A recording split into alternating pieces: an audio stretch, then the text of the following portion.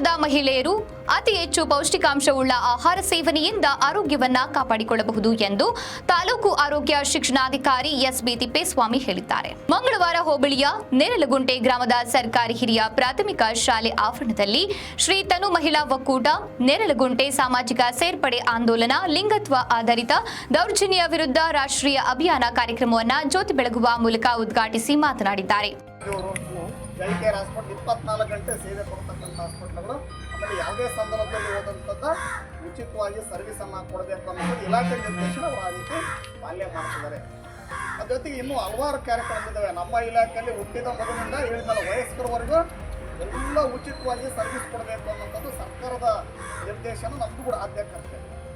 ಇಲ್ಲಿ ಒಂದಷ್ಟು ಮಹಿಳೆಯರ ಬಗ್ಗೆ ಮಾತನಾಡೋದಾದ್ರೆ ಮಹಿಳೆಯರಿಗೆ ಹೆಚ್ಚಾಗಿ ಕಾಯಿಲೆಗಳು ಬರ್ತಕ್ಕಂಥ ಮಹಿಳೆ ಹೆಚ್ಚಾಗಿ ಕುಟುಂಬದ ನಿರ್ವಹಣೆ ಮಾಡ್ತಕ್ಕಂಥ ಮಹಿಳೆ ಗಂಡು ಮಗ ಮನೇಲಿಲ್ಲ ಅಂತಂದ್ರೆ ಇಡೀ ಸಂಸಾರವನ್ನು ನಿಭಾಯಿಸ್ತಕ್ಕಂಥ ಒಂದು ಜವಾಬ್ದಾರಿ ಒಂದು ಕೆಪಾಸಿಟಿ ಆ ಹೆಣ್ಣು ಮಗಳಿಗಿದೆ. ಇವತ್ತು ನಾನು 8 ಜನ ಸೇರ್ತಾರಮ್ಮ ಅಂತಂದು ಎಷ್ಟು ಸಂಘಗಳಿದ್ದಾವೆ ಅಂದರೆ ನಾನು ಕಳೆದ ಒಂದು ವಾರದ ಹಿಂದೆ MBK ಅವರಿಗೆಲ್ಲ ಒಂದು ತರಬೇತಿ ಕೊಟ್ಟು EO BO ನಾವು CDP ಎಲ್ಲ ಹೋಗಿದ್ವಿ.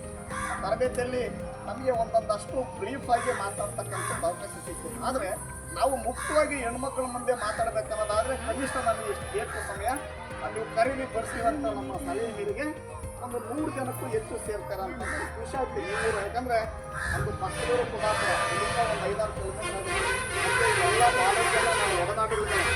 ಆಮೇಲೆ ಎಲ್ಲ ಸಮಸ್ಯೆಲ್ಲೂ ಕೂಡ ಮಾತ್ರ ಶೇರ್ ಮಾಡಿಕೊಂಡು ಸರ್ವಿಸ್ ಕೊಡ್ತಕ್ಕಂಥ ಕೆಲಸ ಕೂಡ ನಾನು ಮಾಡ್ತಾ ಇದ್ದೀನಿ. ನಾವು ಕೂಡ ಮೂಲತಃ ಒಂದು ಬಡ ಕುಟುಂಬದಲ್ಲಿ ಬಂದಿರ್ತಕ್ಕಂಥ ನಾವು ಕೂಡ 10 ಜನ ಮಕ್ಕಳು ಇರ್ತಕ್ಕಂಥ ಒಂದು ಕುಟುಂಬ ನಮ್ಮ ತಂದೆ ತಾಯಿಗಳು. ಅದರಲ್ಲಿ ಇಬ್ಬರಲ್ಲಿ 8 ಜನ ಇದ್ದೀವಿ, 6 ಜನ ಗಂಡು ಮಕ್ಕಳು ನಮ್ಗೆ ಕೂಡ ಕೂಡು ಕುಟುಂಬಿತ್ತು. ಈಗ ಅನಿವಾರ್ಯ ಕಾರಣಗಳಿಗೆ ಸ್ವಲ್ಪ ಬೇರೆ ದೂರದೂರಾಗಿರ್ತಕ್ಕಂಥದ್ದು. ಆಮೇಲೆ ಹೆಣ್ಣು ಹಬಲೆಯಲ್ಲ, ಆಮೇಲೆ ಅವಳು ಮನಸ್ಸು ಮಾಡಿದರೆ ಏನ್ ಬೇಕಾದ್ರೂ ಸಾಧನೆ ಮಾಡ್ತಾಳೆ ಅಂತ ಈಗ ಹೆಣ್ಣೊಂದು ಕಲಿತಾರೆ. ವಾಸ್ತವಿಕ ನುಡಿ NRLM ವ್ಯವಸ್ಥಾಪಕ ತಿಪ್ಪೇಸ್ವಾಮಿ ಮಾತನಾಡಿದ್ದಾರೆ.